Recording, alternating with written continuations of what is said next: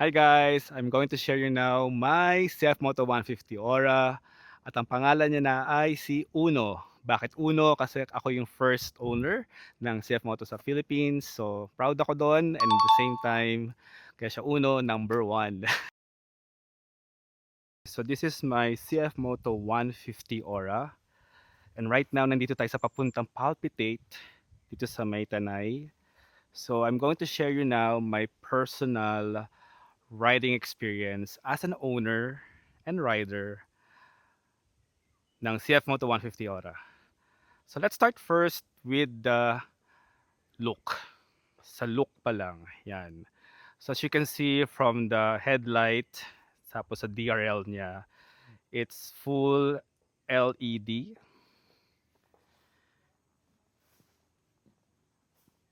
And also on the back side or rear part, ayan, LED rin siya. Now let's check yung hazard or signal lights niya. So as you can see then, it's LED. So makikita rin natin yung signal lights niya, hazards or turning right or turning left, LED yan. So that's the front. And this is the back. So kitang kita siya day and night. Sobrang linaw. And napili ko tong ivory white kasi I love white color. And also kitang kita ka sa kalsada. Now, when you can see on this side profile, ang kamukha niya ay ang Fujo Django na retro scooter and also yung Kiway 60s. So as you can see the picture, meron talaga siyang hawig para para sila magpipinsan. Ayan, so usually ito yung pinaka-look ng CF Moto 150 Aura. So it's a modern retro scooter. Okay, so meron siya makikita kayo dito sa front part niya is ABS. Tapos when it comes to rear, it's 110. So front rear niya is 110, 70, 12. And yung parang pinaka-tires niya is Yuson. Now what I like with the brand positioning or brand ng CF Moto, hindi siya yung loud. So talagang nakafocus siya, for example, this one. On the upper right side sa harap, makikita nyo na nakalagay Aura. And then yung CF Moto, nandun siya sa may headlight. Diba? Tapos, on the side naman, meron din siyang Aura. Yan. So hindi makikita yung brand ng CF Moto. Sobra siyang low-key. So it's focusing more really on the pinaka model brand niya, which is the CF Moto 150 Aura. Ayan. Okay, so I'll show you now paano buksan tsaka i-turn off yung CF Moto 150 Aura. So right now, naka-on siya. So ito yung NFC. So nakalagay dito yung NFC. Tap mo lang siyang ganyan. Then, mamatay na siya. Yung narinig niyo parang clicking sound, yun yung indicator na pag the moment tinurn mo yung handlebar, maglalak yan. So to turn on the CF Moto 150 Aura, again, tatapat mo lang yung NFC card. Yun, narinig mo siya, ibig sabihin on na siya. And mag-activate yung sa TFT screen niya. Yun. So gagawa ko ng separate video for this kasi marami talaga siyang information. But for now, I'll just give you a nice quick look about this TFT. Yan. So, kukuha tayo ng bagong shoot kasi since nag-glare siya, so nakita natin yung mga trees and kaetsosan dyan. Okay. So, ito yung part na so under the TFT display natin. Nandito yung NFC. So, dyan mo itatap yung card. Ito yung pwede mong sabitan. Kung gusto mong sabitan ng bag or shoe bag or shopping bag. Ito yung pinaka parang manual na pwede mong lagyan ng cellphone. And then meron siyang type C and type A na USB port. Ayan. So, nandyan siya. So, pagka magcha-charge ka, pwede mo dyan ilagay. Then, or mga parking tickets mo, pwede mo rin dyan lagay safely. Ayun. Balik tayo sa 1. Yan. So, ito yung manual na parang automatic mo siyang bubuksan, pull, tapos balik lang. Yan. Okay, lapitan natin yung pinakaupuan niya. Again, ito yung sinasabi ko kanina sa video na here, ang ganda ng salon ng puwet nito dito. Panalo. Tapos, pag naka-on yung easy ride mo, pag inupuan mo yan or na-trigger siya with pressure, automatically mag-start yung CF Moto 150 Aura. Okay, so paano natin bubuksan itong upuan? So, wala siyang susi na or parang knob dahil kila siya. Itong button na to sa likod, ayun, bumukas. So, electronic siya.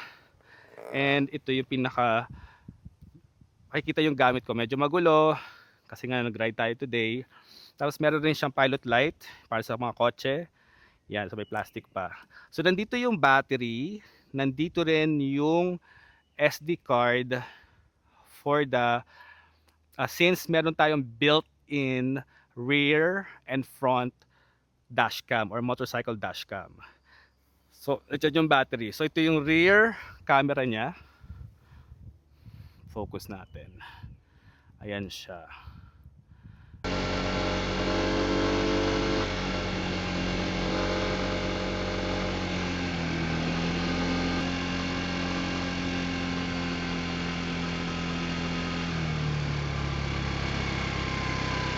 And this is the front camera. Zoom natin. Ayan. Yan yung front camera natin. Tapos pagka lumayo tayo, ayan siya. So hindi ko makikita. So nasa ilalim siya ng DRL, which is really nice, 'di ba?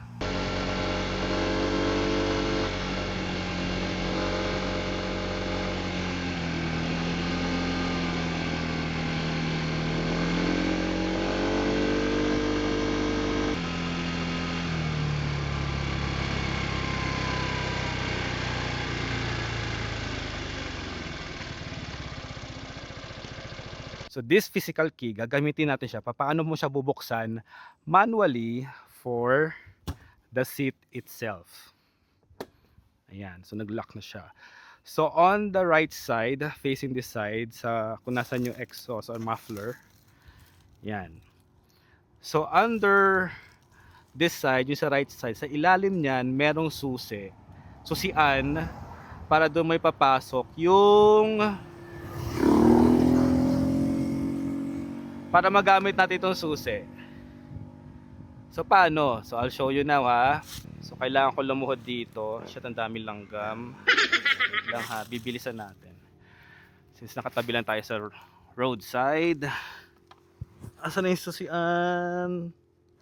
Ayun. Then papasok lang natin yung susi dito. Ayan. Ayan, pumasok na siya. Nakita nyo? Then turn. Narinig nyo yung click. So ito yung para saan yung physical key. So bukas na ulit siya. Oh, di ba? Pak. Ayan. So yun yung purpose ng ating physical key. Okay, let's talk about now the gas capacity of CF Moto 150 Aura. So it's 8 liters full tank and wala rin siyang susi. Paano mo siya bubuksan? So electronic siya. So from far side, ito, lalayo muna tayo ah. So this is the side profile ulit. So under, malapit sa footboard, nandito yung gas natin. So press this, parang sa kotse. So automatic siyang bubukas. Then may tali yung parang pinaka cover ng gas cover niya para hindi na siya mahuhulog. So again, this is electronic. So I'll show it to you one more time. So on this other side, so ito yung pag magpapagas tayo. Yan. So press. So electronic siya magbubukas. And again, ito yung pinaka gas tank cover. Meron siyang parang attachment para hindi mahuhulog yung gas tank cover natin. Then pag natapos na, napuno yung 8 liters, yan, sarado siya. Then sobrang lapad ng kanyang footboard. May rubber na din.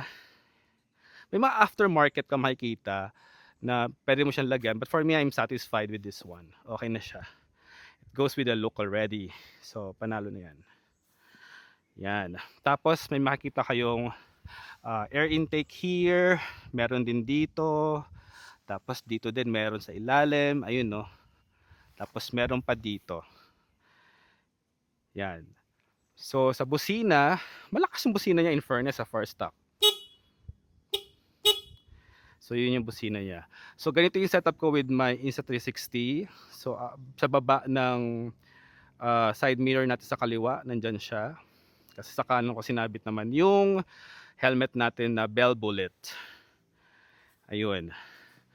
So, ito yung sa side ng kanyang CVT area. Ito yung rear tubeless tire. This is 120 7012. 120 7012, and yung brand ng gulong ay nakalagay dyan, Yusan. Yusan from China. So far, first time ko siya nagamit. Maganda rin yung kapit niya sa road. Medyo malikabok lang makikita nyo kasi syempre nag-ride tayo ng konti. Tapos ito yung parang pinaka developed and engineered by CF Moto CVT 4 valves engine for this retro scooter Aura side. Ayan. Tapos ito yung parang pinaka tambutso niya. Tapos ito yung dyan mo palalagay yung pagka magta-top up ka or change oil, yung radiator nandito sa side na to. And then for the foot peg, now for the foot peg naman, press lang. Yan. Tapos softly and gently. O, diba? So, dapat hindi ka nang gigigil. Sa akin lang. Char! Ayan. So, soft lang siya. Diba? Tapos ito yung side stand. Ayan. So, pag binaba, sa side stand, regularly sa ibang scooter, pag binaba mo yung side stand, automatically mamamatay. But dito, sa CF Moto 150 Aura, the good thing with this one, you can program. You can program kung ilang seconds mo siya na hindi namamatay yung engine habang nakababa yung side stand. Or pwede mo na siya i-program, pag binaba mo naman ang engine, magki-kill switch siya. Kasi, di ba minsan pagka bubuksan mo yung gate, di mo naman kailangan na patayin pa. Kasi nga ilang seconds lang yon. So, para hindi ka na mamatay yung engine, naka-program lang siyang ganyan. Ayun. Ito ko bilang hiningal. Ayun lang. So, thank you for watching, guys. I hope you like my ride review on my personal note. Please like and follow my page, my channel. If you have other questions, please let me know. Marami pa ako share sa inyo about the CF Moto 150 Aura. Thank you for watching. Be kind, be safe.